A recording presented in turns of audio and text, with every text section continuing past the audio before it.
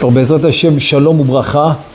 Aujourd'hui, on continue le Sha'ar Gilgul et on va dire un sujet très intéressant, qui va nous expliquer aussi le Inyan des Gilgul, d'abord du Tzaddik et du Rasha, et par rapport au nombre. Parce qu'il y a beaucoup qui, par exemple, ils ont compris du Passouk qu'il y a seulement, l'homme il revient seulement 3 fois en Gilgul. Voilà, tout ça, ça va s'éclaircir. Bezrat Hashem aujourd'hui, grâce à Rabbeinu Chaim Vital au nom du Harizal. Alors on commence. Là il nous dit comme ça. On va expliquer la différence qu'il y a entre le Gilgul du Tzaddik et du Rasha. Ou basé Yuvan Chiluk Animtsa Bepsukim. Maintenant voilà. Tout ça pour finalement arriver à comprendre la différence qu'il y a dans les psukim. Parce que dans Divrei Razal, Zeraboteinu Zerem Vracha, les Chachamim ils ont dit comme ça. Qui פעמים ראינו שאין גלגול נוהג אלא עד 3 גלגולים בסוד. Il va ramener un passouk qui dit que finalement, Kaviachol, on voit que le gilgul, il est seulement 3 fois. 3 fois, pourquoi? Parce que le passouk qui nous dit, le passouk dans Iyov, chapitre 33, passouk 29, il nous dit פעמיים 3 עם גבר, c'est-à-dire 2 ou 3. C'est-à-dire quoi 2 ou 3? C'est-à-dire le gilgul, il est maximum 3 fois. A priori. Ok, c'est pas encore la conclusion, mais a priori, il est 3 fois. Ou Besod, et là encore on a un deuxième pasouk, c'est dans Amos, 2e chapitre, pasouk 6. Dans Amos, il nous dit Al shlosha pish'ei Yisrael, vel arba'a lo ashivenu. Mazelo ashivenu, je le ramène pas le 4e fois. Donc encore une fois, qu'est-ce que tu vois? A priori, encore je dis bien a priori, qu'il vient seulement 3 fois, parce que la 4e fois, il te dit lo ashivenu. Donc, Pa'amaim, Shalosh, Im Gaver, ça fait 2 ou 3, donc maximum 3. Ensuite, Al Shlosha Pish'ei Israël, c'est 3. Val Arba'a 4, Lo Hashivenu, je ne le ramène pas. Donc voilà, encore une fois, ça fait 3. Et maintenant, il y a un autre passage qui dit Poked Avon Avot Albanim, Al Shileshim, Val Ribe'im. Donc ça, c'est le passage de la Torah. Passage de la Torah dans Shemot, chapitre 20, Pasuk He, Pasuk 5. Il dit Poked Avon Avot, c'est-à-dire la faute des pères sur les enfants. Al Shileshim 3, Aribeim c'est 4. Au Matzanu Besefer Atikunim Tikun Samertet, dans les Shirim Tikunim, dans le Tikun 9, 69, il y a 70 Tikunim, dans le Tikun 69, c'est écrit des Tzadek Idgalgel Ad Elef Darin Vekayotse Bazé. Le Tzaddik, il peut revenir en Gilgul 1000 fois, élève d'arin, jusqu'à 1000 générations, c'est-à-dire 1000 fois. Alors qu'est-ce qui se passe? 3, un deuxième 3, après ça, c'est Poked Avon Albani, c'est 4, après maintenant tu as 1000. Qu'est-ce qui se passe? 3, 4, 1000. C'est ça maintenant que Rabbeinu Chaim Vital, il veut mettre au point. Très très important à comprendre ça. Comme ça l'homme il sait. Comme ça l'homme il sait que quand il est en Gilgul, c'est seulement une partie de l'histoire. Il est dans une partie de l'histoire. Ve'omnam. Pasuk atzmo tiretze. Pasuk atzmo tiretze. Le pasuk lui-même, il va te donner la réponse. Ke'inyan arbadorot. C'est-à-dire que finalement, les 4 générations, c'est en fait ou la racha. C'est pour le racha. Comme c'est écrit dans le pasuk, Poked avon avot albanim, al shileshim varibeim, 3 ou 4. Donc ça veut dire que finalement, quand c'est limité, c'est parce qu'on parle d'un cas où il n'y a rien qui se passe. Il vient en Gilgul, c'est un rachat. C'est-à-dire un rachat, c'est quoi? C'est quelqu'un qui vient en Gilgul, mais il ne répare pas, il ne fait rien. Alors c'est écrit les Sonéaï à la fin. C'est quoi les Sonéaï? Chazve Shalom Akadosh Baruch Hu, il va détester ces créatures? Pas du tout. Les Sonéaï, en fait, c'est ceux qui ne font pas la Torah et les mitzvot. Donc Kaviachol, ils s'appellent parce qu'ils sont contre la création. Toi, tu dois venir tu dois être celui qui est né dans la création, il doit venir et être choutaf, s'associer avec Akadosh Baruch Hu pour justement arriver au but de la création. Et le rachat, c'est le contraire. Donc ça veut dire les sonéaï. Aval, c'est pour ça que donc la limite des 3 ou 4, c'est parce qu'il est rachat et il n'y a rien qui se passe, donc il y a une limite. On te donne une chance, 2 chances, 3 chances, il ne fait rien. Moi, non, il faut savoir ça, parce que Rabbeinu Chaim Vital dit dans un cas où il ne faut vraiment rien. Mais rien, alors rien, quand je dis rien, c'est rien, rien des rien. Mais s'il a fait quelque chose, va dire qu'il revient plusieurs fois jusqu'à qu'il finit de tout réparer. Là, quand on parle qu'il ne fait rien du tout, elle te dit, Lémi ose chesed, les galgelam la alafim. Par contre, qui c'est un chesed. C'est un chesed qu'Akadosh Baruch Hu il fait de ramener les neshamot en Gilgul même 1000 fois, les ohavai ou le shomre mitzvotai, et donc c'est le pasouk dans Sefer Shemot. Ça veut dire que quoi? Ça veut dire que pour Kedavon Albani Vechoulé 2 ou 3, pas plus, les sonéaï, c'est les Rechaim qui font rien du tout. Mais alors rien. Alors eux, c'est limité. Par contre, les Ohavai, ceux qui m'aiment, c'est les Tzadikim, ou le Shomre Mitzvotai, on sait Chesed, les Galgelam, la Alafim, ça veut dire même 1000 fois, ils peuvent revenir. Ça veut dire que tant que dans le Gilgul, tu as fait de la Torah, tu as fait des mitzvot, tu as fait Shabbat, tu as fait ce qu'il fallait, tu as fait un minimum, ça te donne déjà la possibilité de revenir. Parce que plus il revient et plus il va faire le tikkun. Maintenant, il va nous expliquer l'explication de ce qu'on vient de voir. Ubi ura inyan. L'explication de ça, c'est quoi? Uda ki kasher nefesh adam achar sheba mechadash. Quand l'homme maintenant il vient pour la première fois mechadash, non, il revient, pardon. Il se renouvelle comme un mechadesh betuvo bechol yom tamid, c'est-à-dire mechadash, il revient une autre fois bepaam rishona pour se litradesh, se renouveler.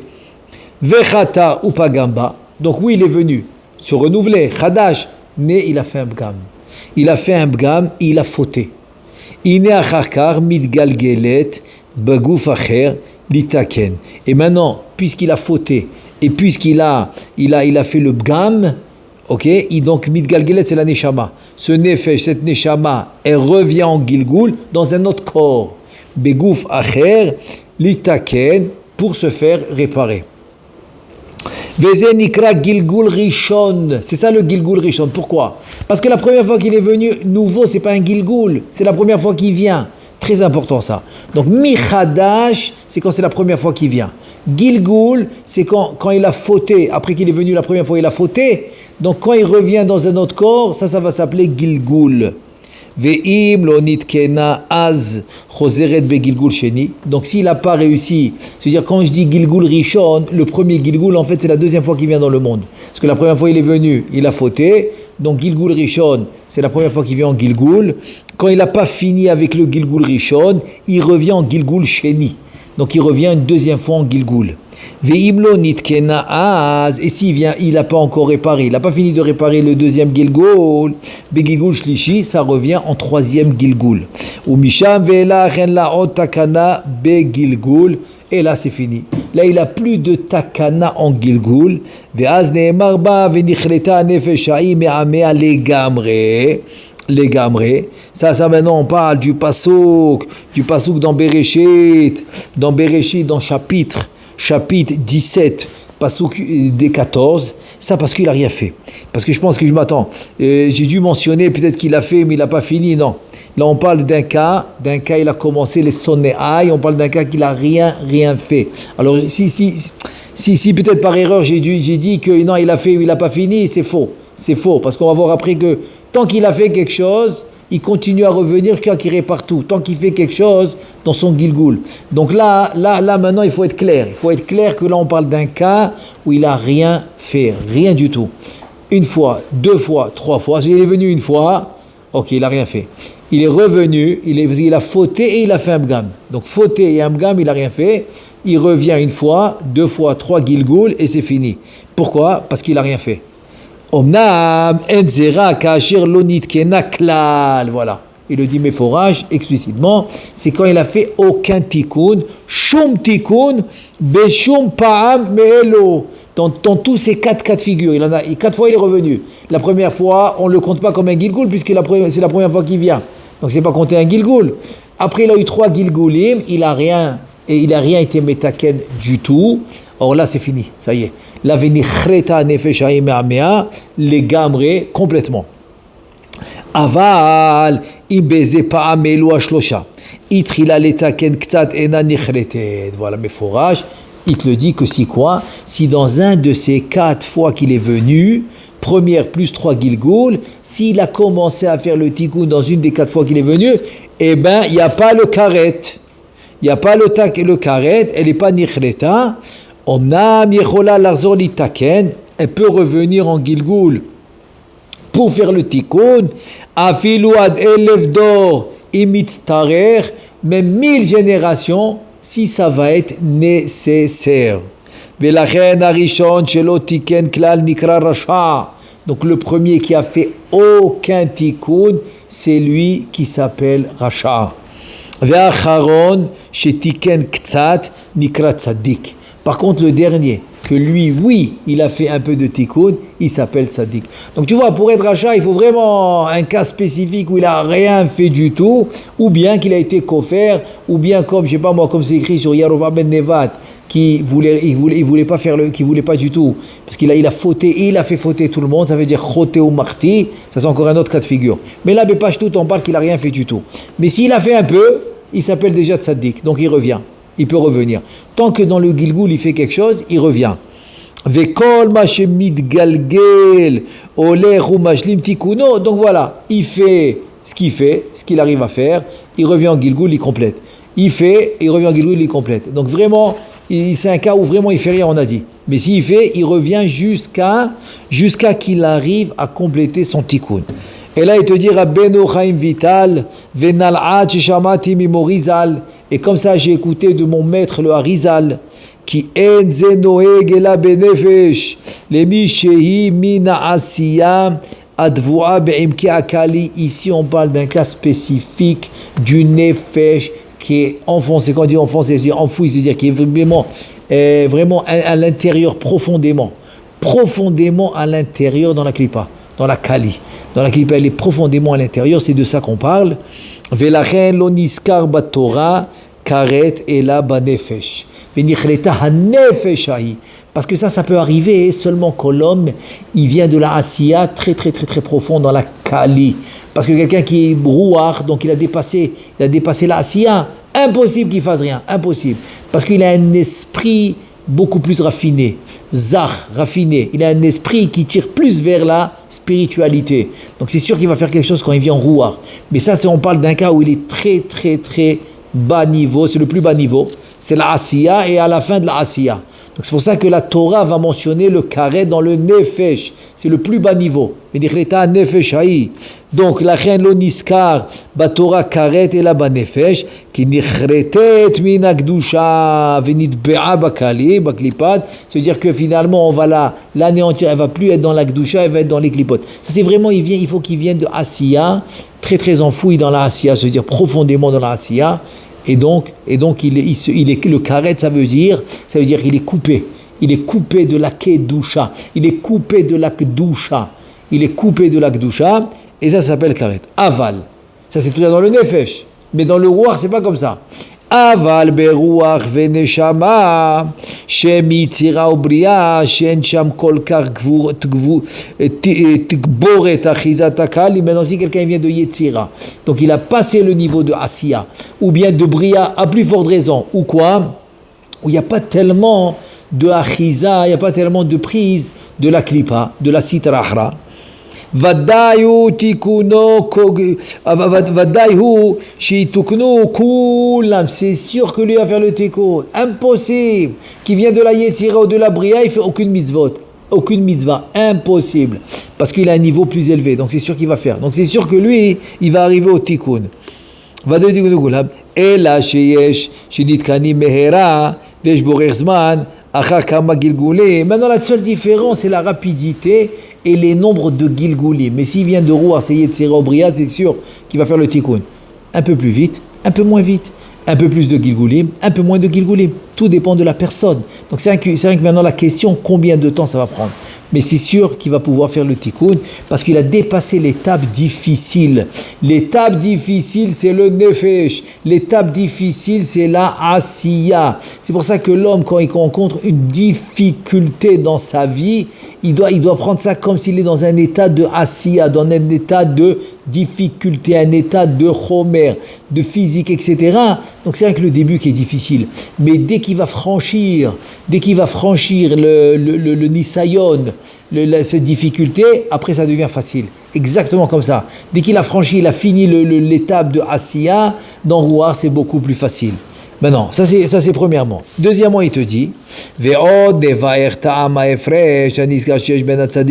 donc ça c'est premier chilouk, première différence entre le tzaddik et le rachat.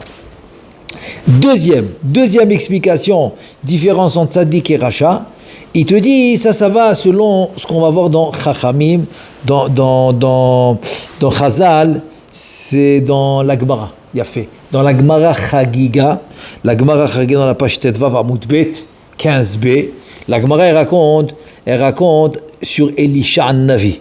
Elisha Acher, c'est le Rav de Rabbi Meir, c'est un des 4 qui est monté Pardes et qu'il a renié, il a été kofer sur la Torah, et donc il a tout lâché. Il a tout lâché.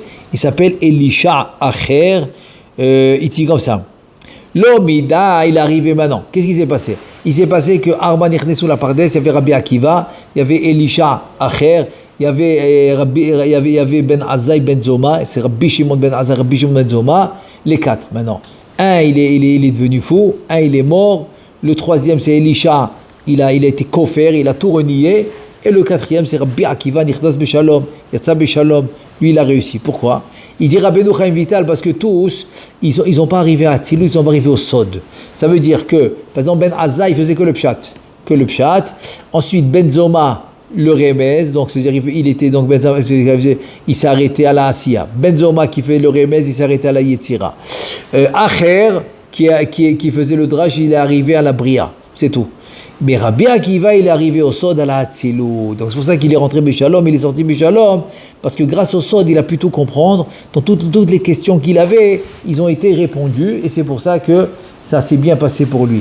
Et ça, c'est rien qu'une parenthèse que je fais, que Rabbeinu Chaim Vital, il dit de là, tu apprends que c'est une obligation pour l'équilibre de l'homme et pour l'élévation de l'homme dans le monde futur, une obligation de faire aussi le Sod.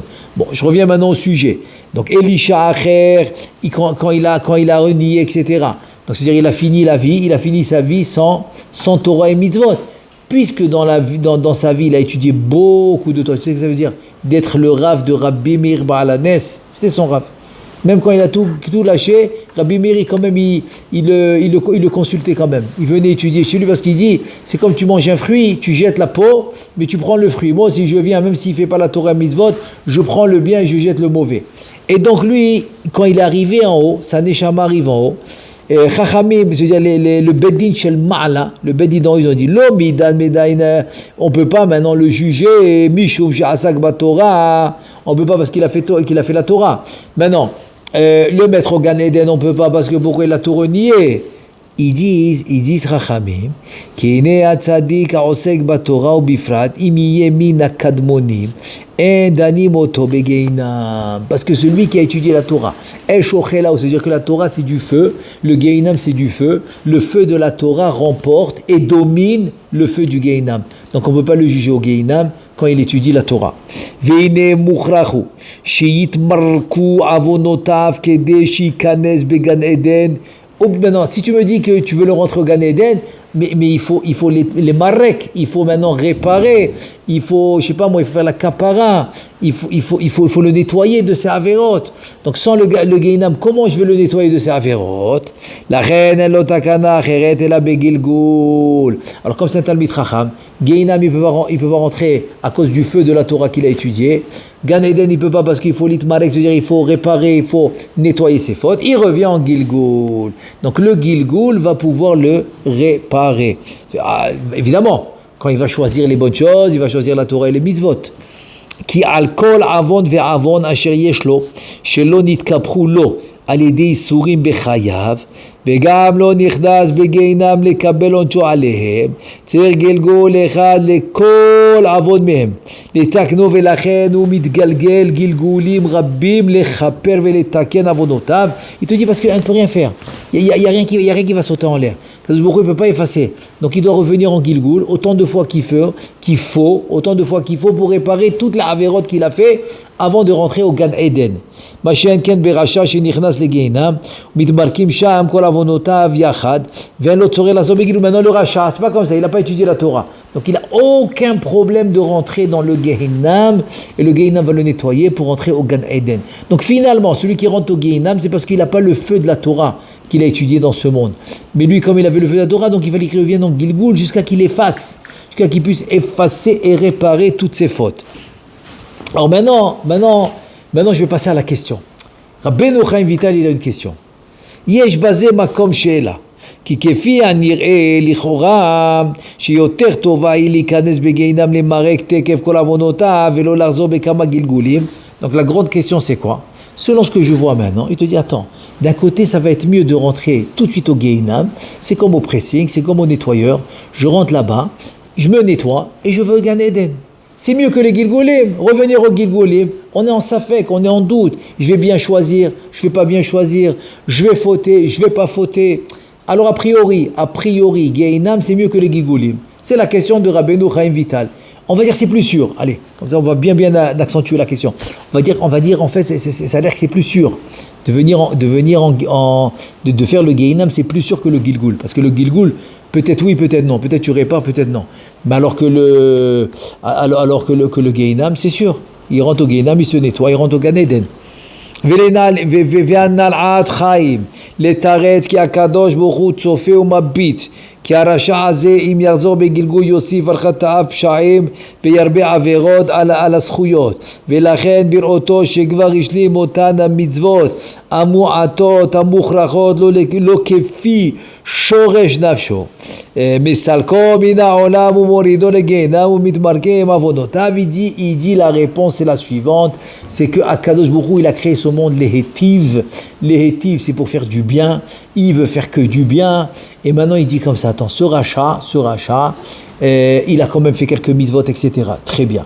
Maintenant, si je le laisse dans le monde ou je le ramène en Gilgul, ça va aggraver la situation. Il va rajouter chet al pesha. Il va rajouter des averot tout le temps. Donc, qu'est-ce qu'il fait à Kadosh Baruch Hu? Il dit, ok, ce que tu as fait, c'est bien.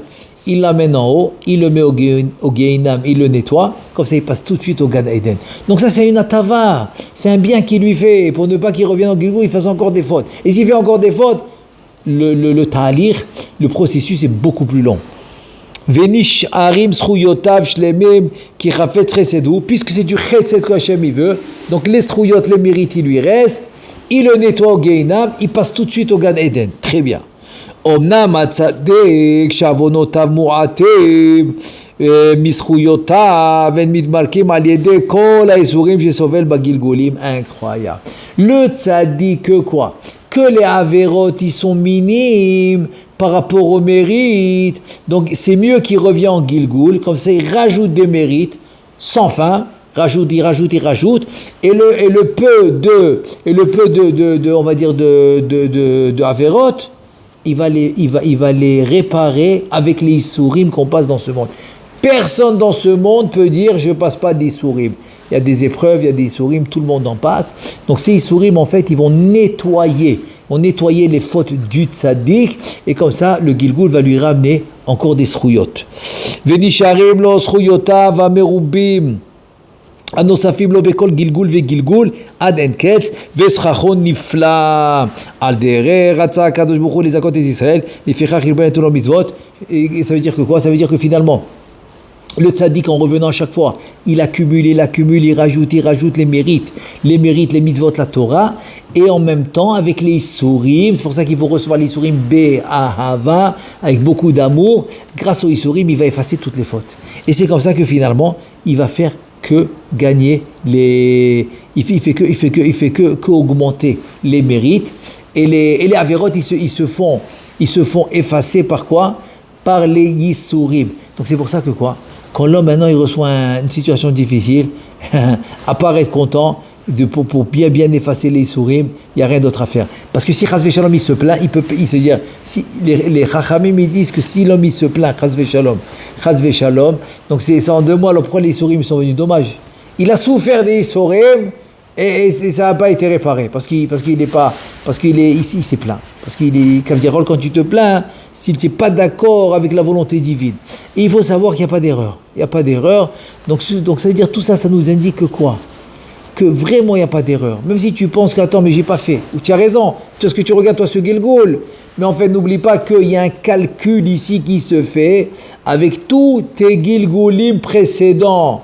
Donc quoi qu'il arrive, sache que c'est en rapport direct ou dans ce Gilgul-là, ou dans un des Gilgulim auparavant. Donc tout est médouillac. Donc à part recevoir tout Bessimra, tu n'as rien à faire. Alors voilà, ça c'est un peu un aperçu. Voilà, un aperçu. La différence entre le tzaddik et le rachat au Inyan des Gilgulim. Bezrat Hashem, aujourd'hui on s'arrête là. Et on s'arrête dans Bezrat Hashem. Bezrat Hashem, le prochain sujet, ça va être Agouf Bo Yakum Amid Galgel Batrias, aussi c'est un sujet très important. Bezrat Hashem, je vais le traiter la prochaine fois. C'est à savoir, si tu me dis que Ad Elef d'or, c'est-à-dire il peut avoir quoi, 1000 Gilgulim, tu me dis, alors finalement, quel corps a les égouf Yakum, quel corps va se lever Bitriat Ametim, voilà. Bezrat Hashem, ça va être le sujet. Bezrat Hashem, le cours prochain. Baruch Adonai Le'olam, Amen ve Amen.